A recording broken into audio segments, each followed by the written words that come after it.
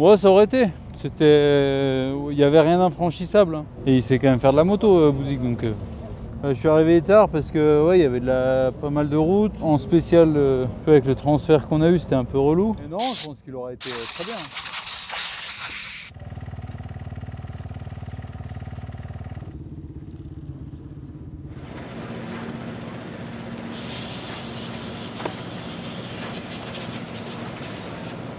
Je pense vraiment que c'est le pilote avec le plus de couverture de médias sur tout le rallye. Hein? C'est parce qu'il est devant ce soir. Oui, il est premier au mal aujourd'hui. Non, t'as battu Mani aujourd'hui. Eh oui, un petit coup pour une fois. Pour une fois. Mais Mani, il aime pas le sable, hein. Il aime pas les dunes. Hein. Bah, j'espère qu'on en aura. Il aime vraiment pas ça. En même temps, il n'y a pas de dunes en Roumanie. C'est sûr. Dans le Jura non plus. Dans le Jura non plus, mais il a vécu à Dubaï pendant... Pendant combien de temps il a vécu à Dubaï? 5 ans. 5 ans. À Dubaï, il y a quoi? Il y a des dunes. Ah, ça sert d'avoir des copains d'être copain avec Sam Sunderland. Hein. Ah putain. Les gens ils vont savoir que quand on avait visité la voiture c'était son pote. Ah merde. Tu veux savoir que quoi? Que Sam c'est ton pote. Ah. Bon, c'est pas un secret. C'était le mécano officiel de Sam pendant longtemps d'ailleurs. Oui, ça te déjà foutu la gueule. Bah oui, il me dit que je freine trop. Sympa les potes, mais... Il y en a même un dans les commentaires, il a dit je sais pas quoi, freiner... Enfin bref, je sais plus ce qu'il a dit, mais... Mais bon, elles sont petites hein, les faux. Good job.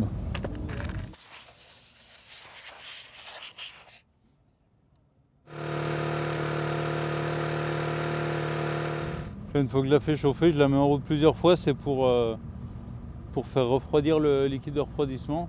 Donc les ventilateurs se mettent en route, c'est pour ça que je la fais chauffer, pour vérifier que les ventilateurs se mettent bien en route, pour éviter les problèmes comme j'ai pu avoir à la 48 heures par exemple. En tout cas, j'étais en panne avec le... C'est le briefing. Le contenu tout de suite. 2-3 éléments supplémentaires. On a remis sur les voitures et ça marche puisque pas eu de retour, c'est l'anti-collision. Donc l'anti-collision sur toutes les voitures a été remise. Donc j'ai oublié de vous le dire hier soir, jusqu'au kilomètre 217, vous allez quitter les dunes pour y revenir après, mais tout ce kilométrage là, c'est vraiment une alternance. Vous êtes sur des plateaux sablonneux, rapides, techniques, entre les canyons, on repart en rapide, on revient en technique, on va rechercher des petits canyons, on a essayé de casser le rythme en permanence pour jusqu'à revenir dans les dunes. Vous revenez dans les dunes, donc du 217 au 234, et puis ensuite c'est la même chose. On va rester sur des plateaux très sablonneux, toujours, et on va alterner encore une fois le rapide et les petites collines, toujours en sablonneux. Comme il y a les deux courses en même temps, il me faut le full package, donc on a décidé de retarder un peu le départ et d'enlever le kilométrage pour ne pas pénaliser sur la durée de la journée. Mais vous inquiétez pas, il y a tout ce qu'il faut pour s'amuser demain quand même. Ça nous donne pour les FIM 188 km de liaison, 412 de spécial, et 109 pour rentrer.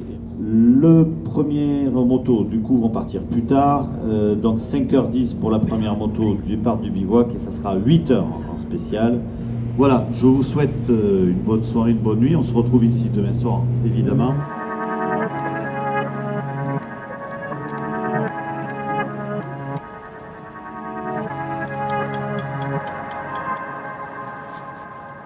Système D.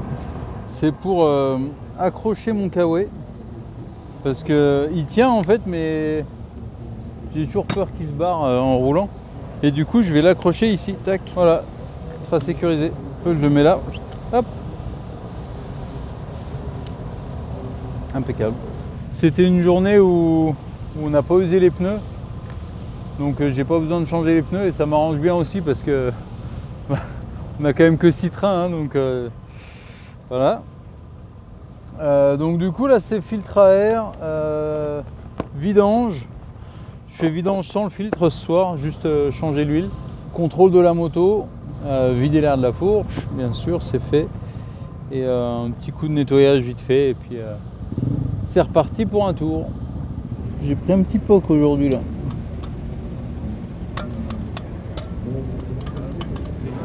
Yeah. Oh, thank you so much. You good? Bravo for today. Thank you. Good. I'm tired. Oh, it's tiring. Yeah, all day fast, full gas all day, no? Navigation after the neutralization. Yeah, you have to be really on the cap, huh? Yeah. With all the cars and But the Arabian guys are crazy. Go on the track. on the track. Yeah. You see, I And come wrong in the way, back. coming Yeah, this yeah. way, racing you. Be crazy. Okay. But yeah. The bike okay? Bike all good?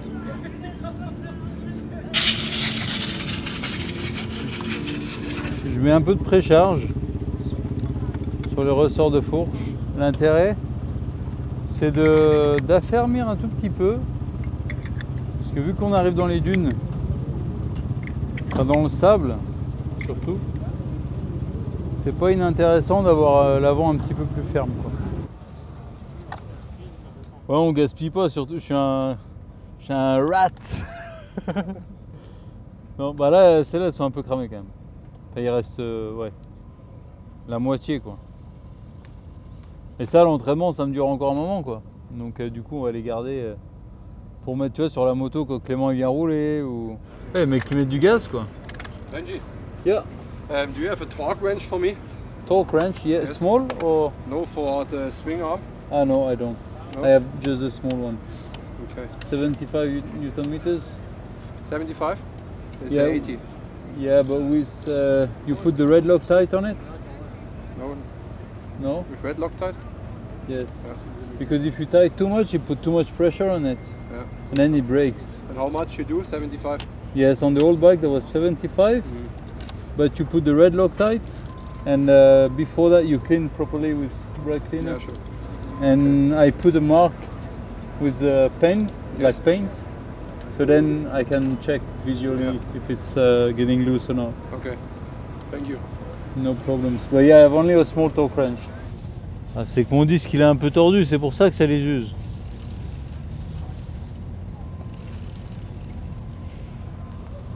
C'est pour ça. J'ai eu un coup bousigue au téléphone hier soir. Il était en train de donner le bibi. Il dit que ça change la vie quand même, hein. Surtout l'emploi du temps. Mais il était content. Peu de temps après la première chute, je suis retombé un petit coup. Donc tu dois avoir presque un salto. Ok. Parce que j'ai planté l'avant et je suis tombé, mais je sais pas, je dirais 15 à l'heure, quoi. Ok, très basse vitesse. Ouais. On aurait dû l'avoir parce que la limite on l'a mis à 8. Parce qu'il y a eu 2 chutes et un déclenchement. Enfin, une première chute, une deuxième, il n'y a pas eu de déclenchement, mais pas eu besoin. Il y a eu un déclenchement après, celui je pense à 100 et quelques. Là. Parce qu'en fait on met sur les angles, on Ouais. a intégré ça sur le CDU. On a des angles qui partent à 90 degrés en arrière. À 130 km/h, c'est cool. Non, mais déjà l'important c'est de comprendre ce qu'on voit là-bas. Ouais. Ce qu'on voit c'est un petit peu déconnecté des autres. Ouais. Sinon, c'est pas possible. Bah, si j'ai 2 minutes, je passe tout à l'heure, mais Merci. je te promets pas. Merci beaucoup. Un peu longue la journée, mais ça va, dans l'ensemble, c'était plutôt positif. Pas trop d'erreurs de nav, les 200 premiers kilomètres, j'étais vraiment bien dedans. chocolat? Je pensais, ouais, vas-y. Allez. Je suis mignon quand même. Je l'ai préparé toute l'après-midi. C'est- Je me suis mis au c'est fourneau fat, et ça. tout. Tu veux du chocolat? Putain, je vais attendre avant de manger. Non, ouais, les 200 premiers kilomètres, j'étais vraiment bien dedans. En fait, ma femme, toujours pareil, elle m'a envoyé un putain de message le matin. Elle m'a dit putain, maintenant tu restes concentré, tu t'en fous des autres à côté, reste dans ton truc. Et j'ai pas arrêté de penser à ça. Et du coup, bon, j'ai bien roulé quand même. Ensuite, le ravito et la longue liaison, le long transfert là, de 170 bornes. C'était assez cassant quand même pour le mental, sachant qu'on savait d'entrée de jeu qu'on allait partir sur 200 km de dune. Mentalement, il fallait vraiment être costaud, mais ça s'est bien passé quand même. Il y a un moment, il y a Babiska, en gros mon concurrent direct, qui est revenu, il est revenu sur moi et il m'a déposé. Il m'a déposé, quoi. Franchement, j'ai halluciné. Moi, j'étais déjà bien, le rythme était bien. Et là, bon, je pense que, je sais pas, il a dû se dire ouais, c'est bon, j'ai pas envie de rentrer avant la nuit. Ouais, il m'a déposé, j'ai rien vu venir. terminé juste avant la tombée de la nuit. Donc c'était cool. On connaît un peu plus, donc la gestion du temps, tout ça c'est essentiel. Donc tu vois, toujours bien penser à ordonner sa mécanique, ordonner son sommeil, vraiment pour pas perdre de temps, les petits trucs parasites, tu vois, les trucs où les gens ils viennent te voir, etc. Tu vois, typiquement la journée de repos hier, j'ai refusé du monde qui voulait venir me voir. J'ai dit j'ai pas le temps quoi. Tu vois, et j'ai bien fait, au moins j'avais fini de bonne heure et je pouvais continuer de me reposer quoi. Franchement, je pense que David il nous a encore réservé de sacrés trucs.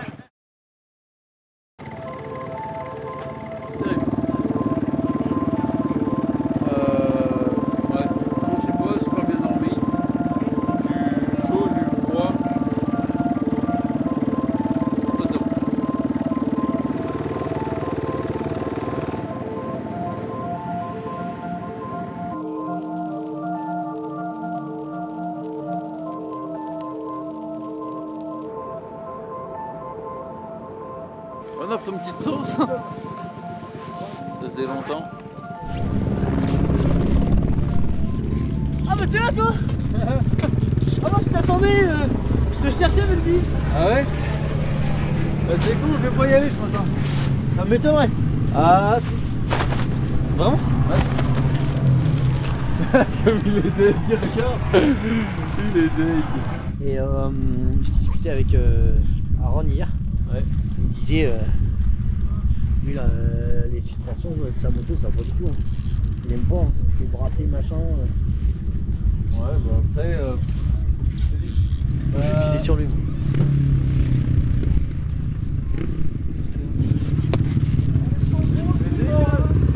Vas-y là.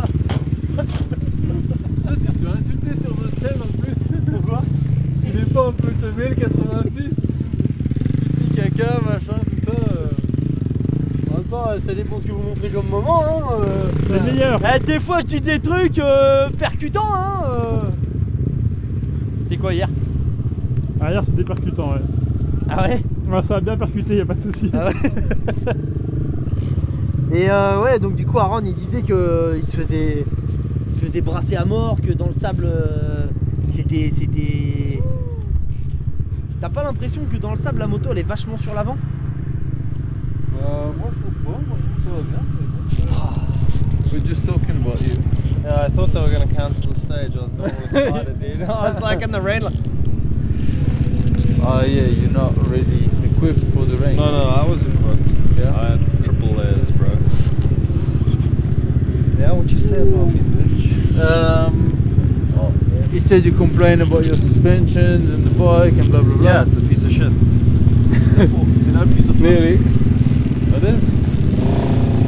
If it wasn't, I wouldn't lose 4 minutes in the sand. Mike, c'est un mec qui travaille à la commune. Il conduit les tractopelles, les engins, voilà tout ce qui est engin de la commune, c'est Mike qui conduit. Elle est la tenue de chantier. Les voitures, elles avaient pas le même temps de neutra que nous. Du coup, je me fais doubler par toutes les voitures. Ouais, ça c'est pas rigolo. Et bah ouais, parce qu'après, je devais doubler les voitures. On va doubler les voitures, toi. Les motos, ça va, les voitures. Sous la pluie, le froid, tu te demandes ce que tu fous là surtout. Les types, ils ont pris un éclair sur le bras quand même. Les deux là, ils ont pris un éclair. Mais non. Si, vous voulez, ils ont pris un éclair. Mais non. Je te jure. Un quoi? Je pensais qu'avec moi, qu'avait reçu, mais il vient de dire que lui aussi, il a reçu l'éclair. Non, la drogue c'est mal. You take also. Yeah. Big one. Moi, je roulais derrière lui, mais par contre, j'ai pas vu qu'il l'avait pris. Mais j'ai vu au loin. C'est pas ce qu'ils prennent, mais ça a l'air bon. Oh, ça se peut. Ouais, je sais. Ici, attends, il vient Avec me la voir, flotte, mais il dit, j'ai reçu l'éclair, c'est quoi aussi? You pas pas l'inventer. This is not law. Et ça fait mal? Bah, j'ai pris comme un énorme coup de courant dans le bras.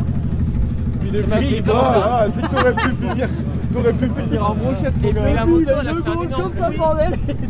Comme si le pot, il avait explosé. Non. Ça se peut. Oh putain, Charlie, il roulait en haut. Il s'endormait à moitié, il arrive. Et tout à l'heure j'étais derrière un buisson en train de faire un truc, bon t'as compris?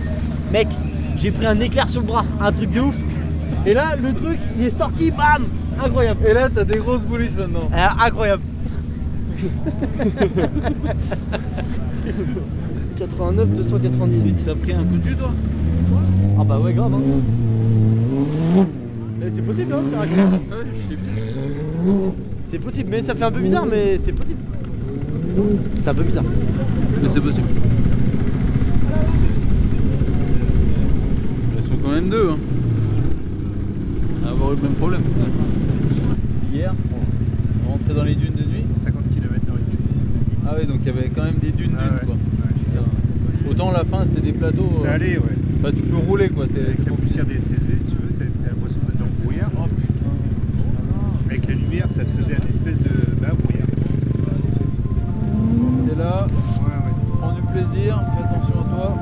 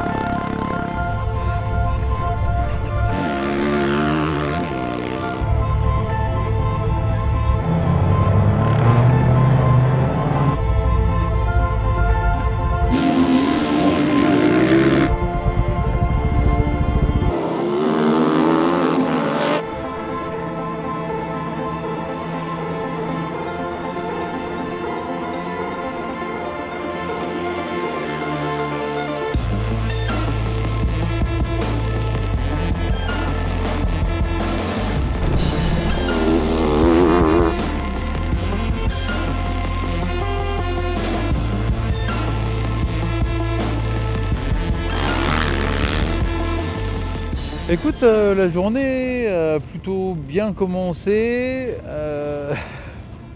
avec une bonne liaison sous la pluie qui nous a mis bien pour le départ. Trêve de plaisanterie, le début était un petit peu chaotique, j'ai eu un petit souci de tablette au début de la spéciale. Du coup, en arrivant au kilomètre 90, donc au premier ravitaillement, j'ai dû attendre que l'organisation nous ramène du matériel pour pouvoir changer ça. Et c'est pour ça que vous êtes peut-être inquiété un petit peu en suivant le live tracking parce que j'étais arrêté pendant longtemps, pendant 1h12 minutes apparemment, de plus que ce qui était prévu. Donc c'est du temps qui m'est recrédité. Après ça, bah, du coup je suis parti loin, j'étais au milieu de pas mal de pilotes moto, pas mal de poussière. Mais bon, c'était sympa quand même, j'ai rattrapé pas mal de mecs. Du coup ça fait toujours du bien au mental quand tu vois que tu remontes du monde, mais c'est vrai que tu perds un peu de temps parce que tu vois, tu peux pas doubler dans la poussière, tu restes un peu bloqué derrière, etc. etc. Mais bon, globalement, je suis assez content. La spéciale était un mix de tout, pas beaucoup de dunes. Hein. Il y avait beaucoup de passages sablonneux, mais pas de dunes, pas beaucoup de dunes. Enfin, il y avait, si, on a eu peut-être une trentaine de kilomètres de dunes. Mais je me suis fait plaisir à piloter. Ça allait assez vite quand même. Résultat sympa, je termine premier en Malmoto, je rattrape 1 minute sur Mani. Donc c'est voilà, des petits coups de grappillage, mais bon, c'est voilà, 1 minute, c'est toujours mieux que rien. C'est toujours mieux dans ce sens-là que dans l'autre. Et voilà, la course est encore longue. J'espère que les vraies dunes vont arriver. On pourra vraiment se bagarrer comme des chiffonniers. Demain, ça va être encore une longue journée, 480 km je crois. C'est pas fini. Juste un petit clin d'œil aussi à Lolo. Lolo, c'est un ami qui était à l'école avec moi, enfin qui est à peine plus vieux que moi, mais voilà, on a fait le même cursus scolaire. Et il est dirigeant d'un magasin de moto par chez moi et il est actuellement en chambre stérile pour un traitement contre une leucémie. Donc je pense fort à lui. Enfin, je pense fort à toi du coup, si je suis sûr que tu nous regardes. Et les journées doivent être longues, mais c'est bientôt la fin. Donc voilà, tiens bon et on se retrouve très vite.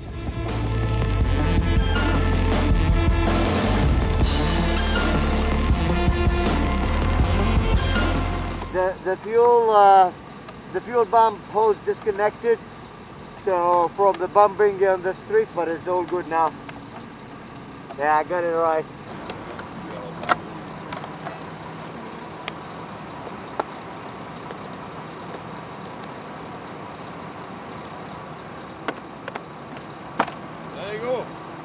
job. Thank you.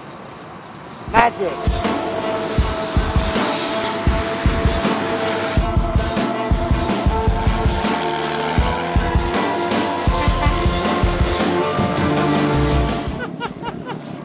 Bon, Dakar, c'est pas le même que les autres. Nous, on parle plus en minutes, on parle en semaines de retard. C'est le Vendée Globe. Non, c'est dur. Hein. Pour moi, c'est l'un des Dakar les plus durs de ma vie. Ah ouais? Ah ouais, tu sais, quand tu commences à rentrer à 10h, 11h du soir, compliqué. Hein. Vraiment dur. La 48 heures, on a fini 2 nuits, les 2 jours d'affilée. Ouais. Tu sais, quand tu commences à mettre 5 heures de plus que les autres dans la spéciale, c'est pas bon. Mais voilà, après, on le savait, c'est une voiture qui est toute neuve. Et on a des petits problèmes et à chaque fois, il faut trouver des solutions. Mais quand même, le Dakar est très dur. Et en plus que ça, on a tous les jours des petits problèmes à répétition qui nous chagrinent. Tu vois, en gros, on n'a aucun gros problème, que des petites merdes, mais bon, c'est comme ça. Mais ouais, c'est... Le seul avantage, c'est qu'on a 4 roues, et quand il pleut, on est à l'abri. C'est une voiture hybride. En fait, l'hybridation, c'est assez sensible. Dès qu'on met de la recharge un peu forte, ça fait disjoncter la batterie. Et du coup, à la 48 heures, c'est ce qui nous est arrivé. Et quand la batterie, elle disjoncte, en fait, on ne peut pas y toucher. Du coup, tu es obligé d'attendre qu'elle se réinitialise. Donc, ça met à peu près une demi-heure. Et là, depuis, ça va mieux. On commence à être autonome. Tu vois, hier c'était bien parti. Je consommais pratique. On arrive presque à être à l'équilibre, tu vois. Donc ça, c'est cool. Et même des fois à recharger, donc c'est pas mal aussi. Mais voilà, la voiture, elle est jeune, tu vois. C'est un gros projet. En fait, c'est un moteur à l'arrière avec une boîte à vitesse derrière qui recharge une batterie centrale. Donc les roues arrière sont entraînées mécaniquement. Et la batterie, elle fait tampon, tu vois, et devant, on a un moteur électrique. Alors, grosso modo, l'idée, c'est d'avoir 40 à 50 chevaux de puissance devant. Et l'idée, c'est en fait, avec toute cette énergie électrique gratuite que tu recycles au freinage et en vitesse de pointe, d'économiser de l'essence.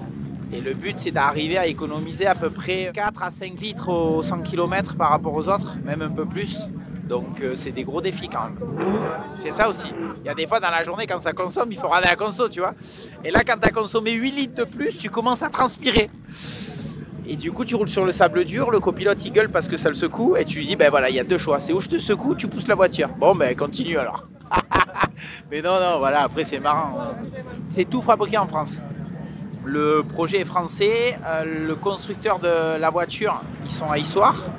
Et dans le même groupe, il y a le constructeur du moteur électrique et de la batterie. Comme je te disais, en fait, il y a même des fois, on arrive à recharger plus que ce qu'on consomme, tu vois. Donc le projet, il commence à être vraiment viable. Et on donnait pas cher de notre pôle au début du Dakar, tu vois. Mais là, je suis confiant, là. Ça y est. Si on n'a plus de petits pépins, ça devrait aller, ouais. Ça fait pas trop peur de rouler à côté d'Antoine? Ça se fait. Non, ça va. Honnêtement, ça va. T'as dit quoi pour l'instant, la voiture et tout ça? Eh bien, on a eu des petits soucis. Hier, on a cassé l'arbre primaire de la boîte. Du coup, on est rentré à la sangle. Mais bon, c'est les aléas. C'est comme ça.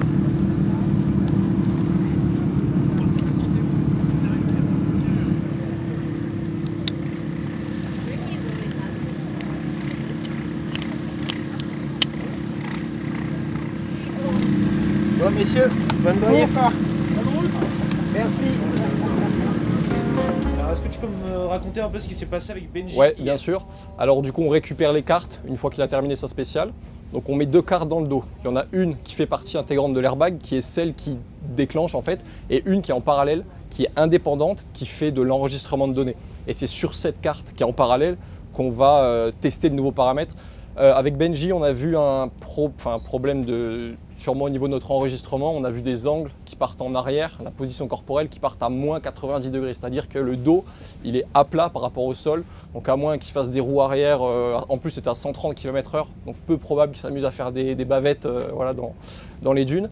Donc on a un petit peu avec Kirill regardé les graphiques. Donc si tu veux un petit peu voir les courbes, c'est pas la courbe de Benji, mais ça te permet de voir ici avec le petit bonhomme l'évolution de l'angle sur un déclenchement.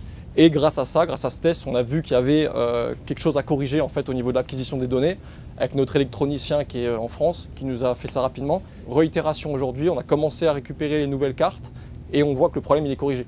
Donc là, on va pouvoir continuer à raisonner sur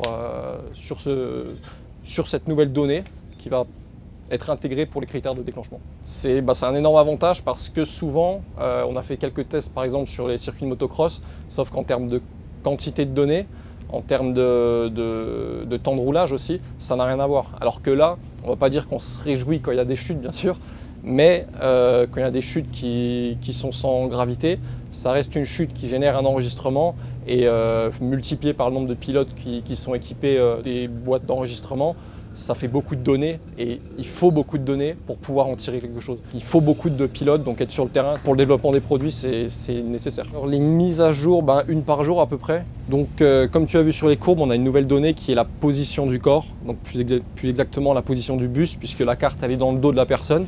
Et c'est un énorme avantage parce qu'avant on raisonnait que sur des données de gyroscope. Ça nous donne en fait une information sur ce qui se passe au niveau du buste, mais uniquement en rotation. Or, on n'a aucune idée sur l'orientation spatiale du buste, alors que maintenant, avoir une donnée d'angle, ça permet de filtrer.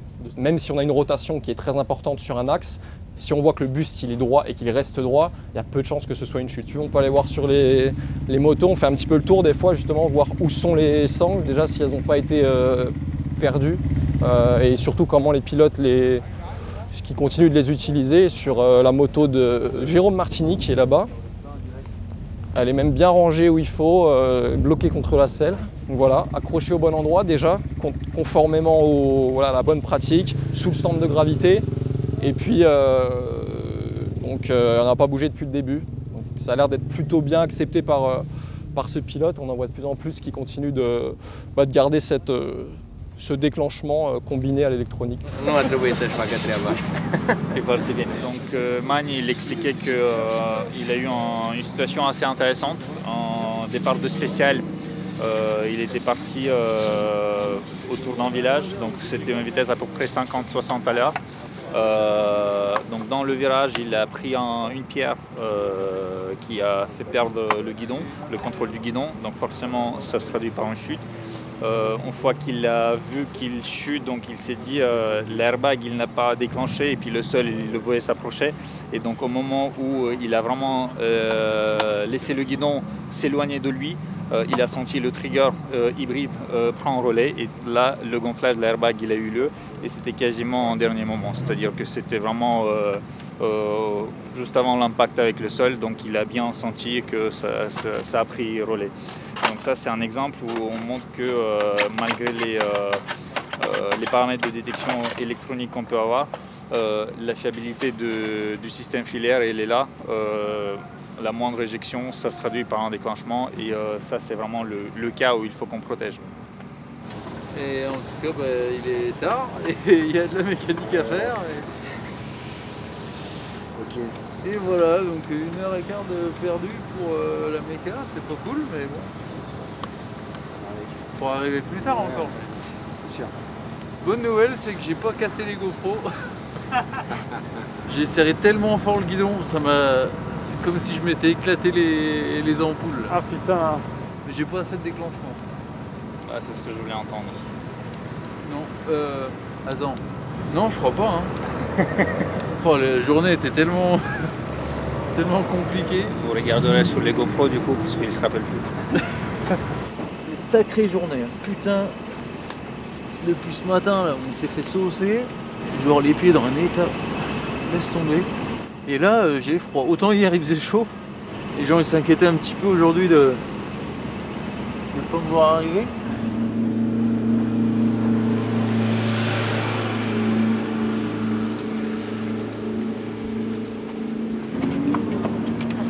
Ça va, messieurs? Ça va et toi? Longue journée, hein? Comment ça va, toi? Bah écoute, usé. Ouais. Putain, t'as roulé comment? Je fais 10 minutes de genèse. Bon, on verra. Bon allez, un peu de méca. À plus tard. Allez.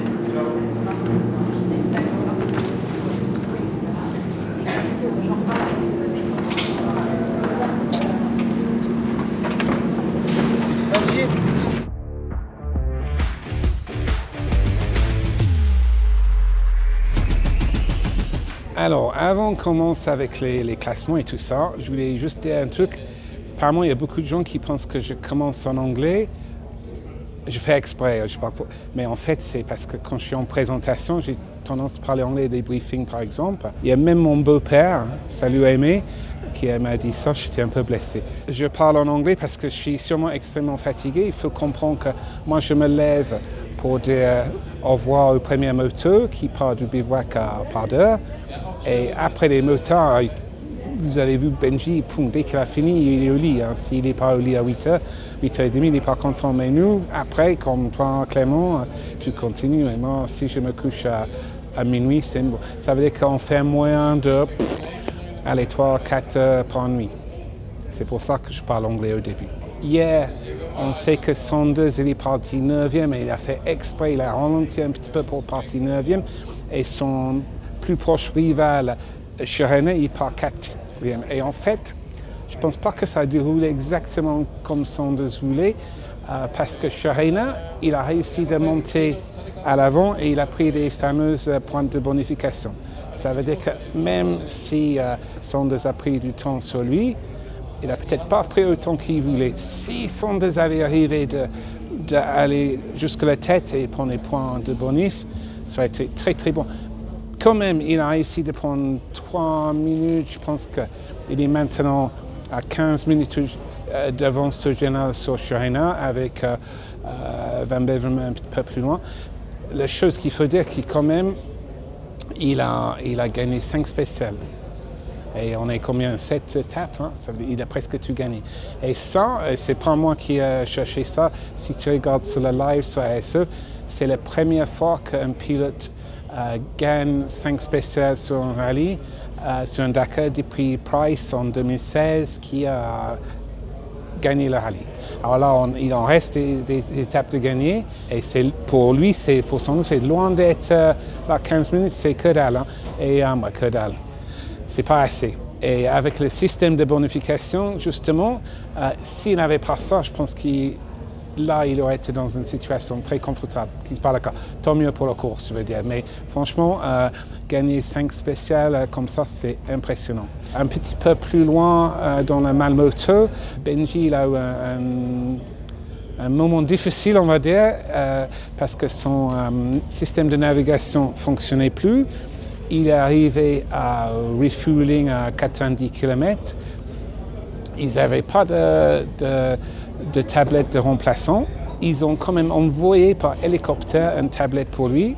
Ça veut dire qu'il ne fout pas de sa gueule. Et je trouve ça très correct de l'organisation d'avoir fait ça. Et aussi, Benji, il a fait le bon choix parce que je suis sûr qu'il était très tenté de dire bon, allez, je vais suivre quelqu'un. Déjà, il a suivi quelqu'un jusqu'à le 90 km, jusqu'à le refueling. Ça, c'est la chose intelligente à faire. Ça n'a rien d'arrêter là parce que tu perds le fil, il faut rester avec quelqu'un. Mais de suivre quelqu'un pendant tout un spécial sans avoir des dangers, c'est archi dangereux. Et il a fait le bon choix parce que je pense qu'il y a beaucoup qui se disent je vais aller, je ne peux pas attendre. Il a attendu, je pense qu'il a attendu 1h12 minutes au refueling avant il a pu repartir. Et il n'a pas paniqué et tu vois sur le temps que voilà, aujourd'hui, je pense que ça n'a pas beaucoup bougé. Il a gagné peut-être 2 minutes, je ne sais pas. Ouais, 2 minutes, voilà. Ça veut dire qu'encore ce soir, dans la catégorie Malmoto, ça n'a pas bougé. Manny garde plus ou moins le même avantage. Et j'ai bien peur que ça va aller comme ça jusqu'au bout, quoi. Et ça va être très serré. Ah ouais, t-shirt. J'allais oublier ma petite minute publicitaire.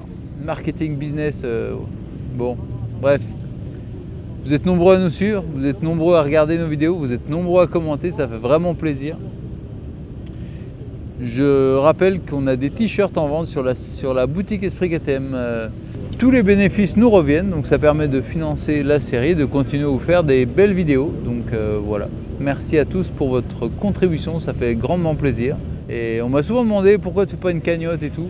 Et je suis pas trop fan du process, enfin pas pour notre cas en tout cas. Je préfère qu'on donne quelque chose en échange et là je pense que voilà, un t-shirt assez sympa en plus, je pense que ça vaut bien ça vaut bien plus qu'une cagnotte. Et c'est vrai que ce qui est vraiment cool, c'est, je sais pas, quand on va sur des événements type Salon du 2 roues, où on était au Green Rally, ou alors, qu'est-ce que j'ai fait encore, l'Alpe Adventure. Tu croises des gens, ils savent que tu y vas, ils mettent le maillot, et franchement c'est trop cool, parce que ça fait un peu partie de la famille, quoi. Donc c'est vraiment cool de pouvoir s'associer aussi à vous avec ça, et ça fait toujours plaisir de croiser quelqu'un avec le t-shirt.